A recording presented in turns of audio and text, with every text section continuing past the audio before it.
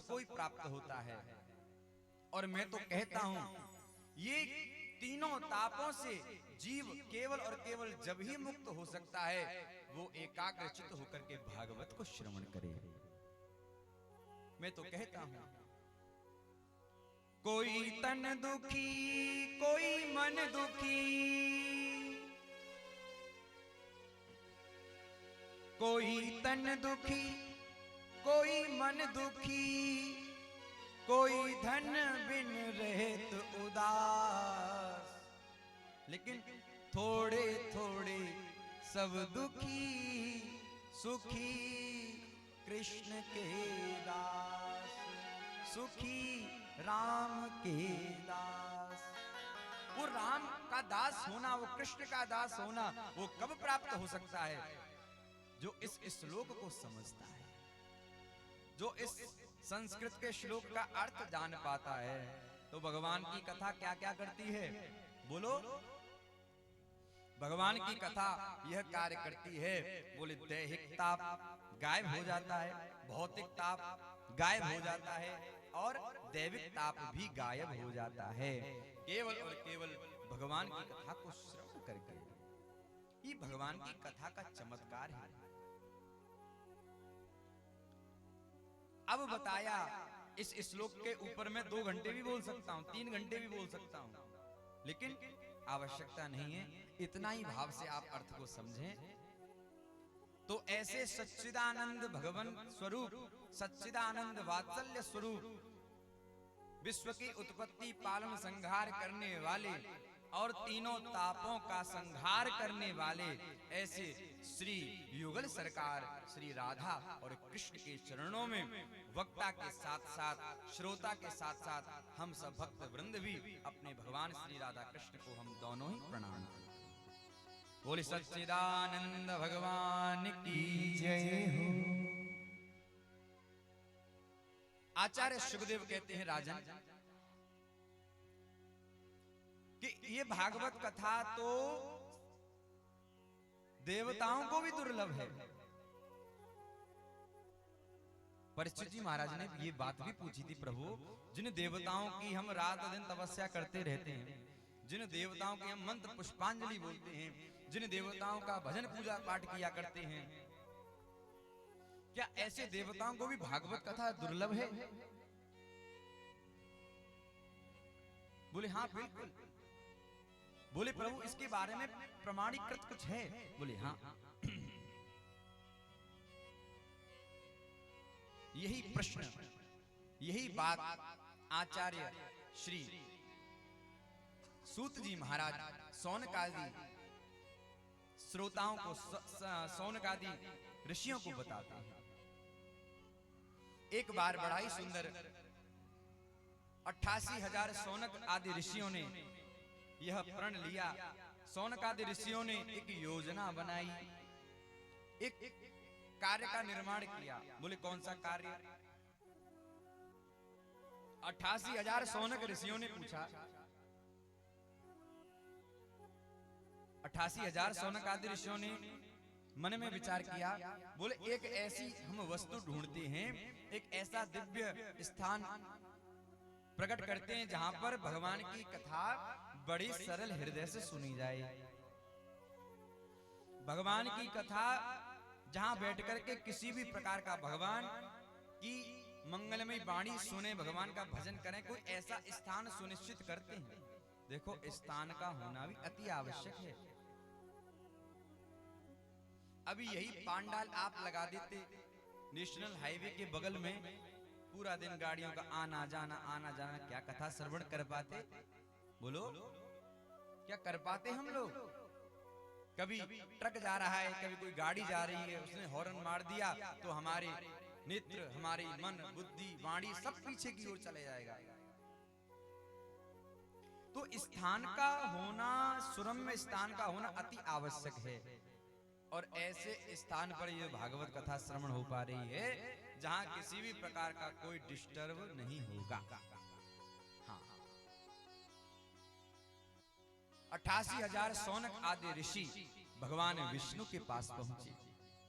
भगवान विष्णु के पास जाकर के प्रार्थना की है, शांताकारं गगशयनं पद्मनाभं सुरेशं विश्वाधारं गगनसदृशं मेघवर्णं शुभांगं लक्ष्मीकान्तं कमलनयनं योगिर्विद्यानगम्यं वन्दे विष्णु भवभयहरं सर्वलोकैकनाथं। भगवान को प्रणाम किया शौनक आदि ऋषियों ने और कहा प्रभु, भगवान ने उनका दिव्य स्वागत किया, भगवान ने उनका अभिनंदन किया। देखो भगवान एक ब्राह्मणों के लिए, जो सच्चे ब्राह्मण होते हैं, जो ईमानदार वाले ब्राह्मण होते हैं, जो वैदिक पंडित रहते हैं, भगवान उनसे और संतों से बड़ी प्रसन्न होते हैं। और मैं तो कहता हूं, और हमारे मलुक पीठ वाले तो बड़ा ही सुंदर संतों के विषय में कहते हैं। बोले संत कौन होते हैं? बोले जब मैं संतों को देखता हूं, ये भगवान विष्णु का भाव है। 88,000 शौनक आदि ऋषियों को, संतों को, मुनियों को जब भगवान विष्णु ने देखा, सुंदर भाव, हो मेरे मन में तो यही बड़ो चाव संतन को देखूं आव तो, मेरे मन में तो यही बड़ो चाव संतन को देखूं आव तो, मेरे मन में तो यही बड़ो भाव संतन को देखूं। क्यों?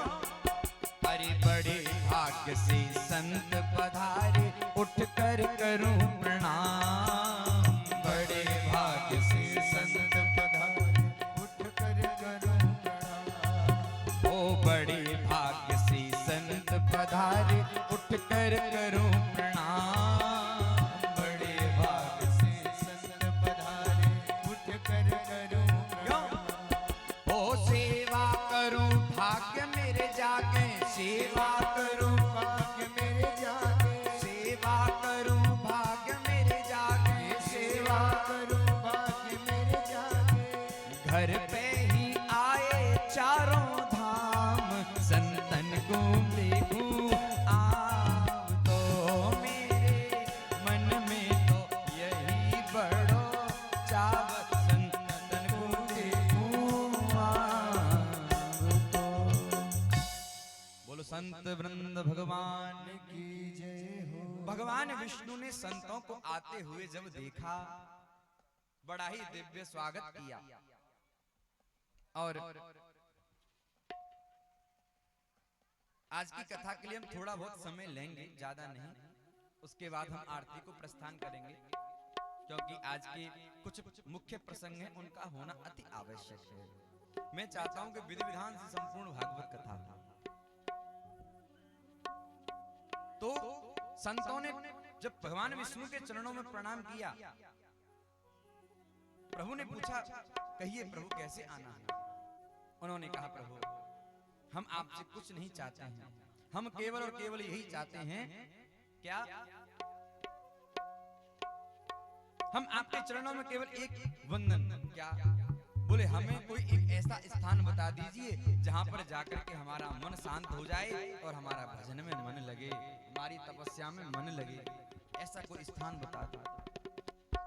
तब जाकर के भगवान विष्णु ने कहा, हे ऋषियों, आप मेरे सुदर्शन चक्र का पीछा करो। मेरा सुदर्शन चक्र जिस स्थान पे जाकर के धस जाए, जिस स्थान पर जाकर के रुक जाए, सुदर्शन चक्र की जो निमी है, जो पैनी पैनी जो निमी है, जिससे शत्रुओं का संहार होता है, आप इस सुदर्शन चक्र का पीछा करो और सुदर्शन चक्र हमारा जिस स्थान पर रुक जाए, स्थगित हो जाए, समझ लेना वही परम पावित्र स्थान है। भगवान विष्णु ने जैसे अपने सुदर्शन चक्र को जब छोड़ा, जैसे ही भगवान विष्णु का सुदर्शन चक्र धीरे धीरे अग्रसर होता गया, समस्त 88 शौनक आदि ऋषि वहां पर पीछे पीछे चले जा रहे हैं। और जैसे ही भगवान विष्णु का वो सुदर्शन चक्र जिस स्थान पर जाकर के रुक गया, जिस स्थान पर जाकर के धस गया, उसी का नाम पड़ गया नैमिषारण्य तीर्थ। बोली नैमिषारण्य तीर्थ की। यह जो तीर्थ है वो पड़ता है उत्तर प्रदेश में सीतापुर नामक जिले में। गोस्वामी बाबा कहते हैं तीर्थवर नैमिष विख्याता, अति पुनीत साधक सिद्धिदाता। तब जाकर के 88,000 शौनक आदि ऋषि मुनि वहां पर उसी स्थान पर स्थगित हो गए, उसी स्थान पर बैठ करके वहीं पर नित्य प्रति आज भी 88,000 शौनक आदि जो ऋषि हैं आज भी भगवान की कथा का गायन वादन करते हैं। उसका नाम क्या पड़ गया? नैमिषारण्य। कौन कौन कोई गया है नैमिषारण्य तीर्थ? अच्छा, आपने देखा होगा एक सुदर्शन चक्र भी वहां। हाँ, प्रेम से बोलो ना, थोड़ा और जोर से। देखो, एक हम निवेदन और करना चाहेंगे व्यासपीठ से, जो वृद्ध हो, जिसके घुटने काम न करते हो, जो बैठने में असमर्थ हो, वही हाँ